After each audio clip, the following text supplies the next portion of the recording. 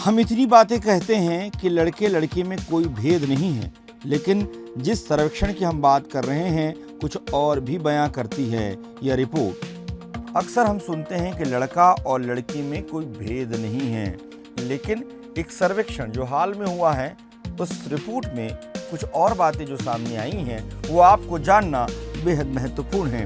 भारत सरकार की ओर से हाल ही में जारी एक सर्वेक्षण के अनुसार देश में लिंग अनुपात में सुधार हुआ है, लेकिन आबादी का एक बड़ा तबका अभी भी कम से कम एक बेटा होने की ख्वाहिश रखता है। 2019 से 2021 के बीच आबादी के व्यापक तबकों के बीच किए गए राष्ट्रीय परिवार स्वास्थ्य सर्वेक्षण के ताजा आंकड़े बताते हैं कि सर्वेक्षण में शामिल लगभग 80% लोग कम से कम एक बेटा होने की इच्छा रखते हैं। इस सर्वेक्षण से पता चलता है कि अभी भी बड़े पैमाने पर लोग बेटियों पर बेटों की तरजीह दे रहे हैं। भारत के पारंपरिक समाज की पुरानी मान्यता रही है कि खानदान का नाम बेटा ही आगे बढ़ाता है और वहीं बुढ़ापे में अपने माँ बाप की देखभाल करेगा। वहीं बेटी शादी के बाद अपने घर यानी ससुराल चली जाएगी, साथ ही उसकी शादी में खासा दहेज भी देना पड़ेगा।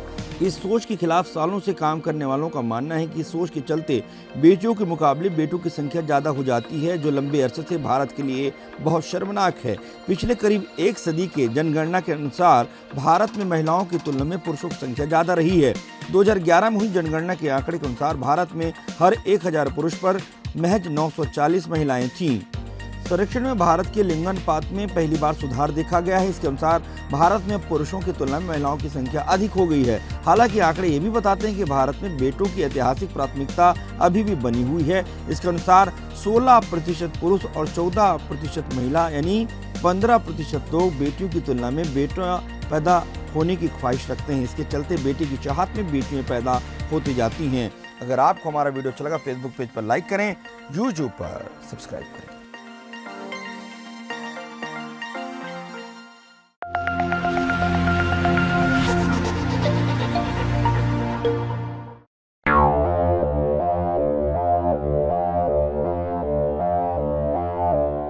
उत्तर प्रदेश के लोगों के हर सवालों का उत्तर देने आ गया है लल्लूराम.com।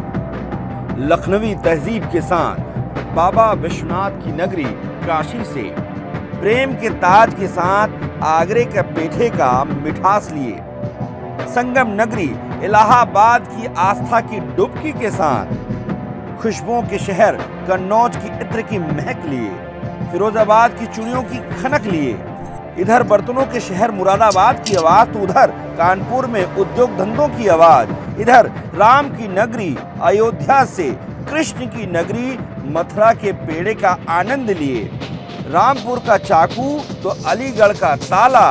लल्लूराम.com का हर बात कहने का ढंग है बेहद निराला।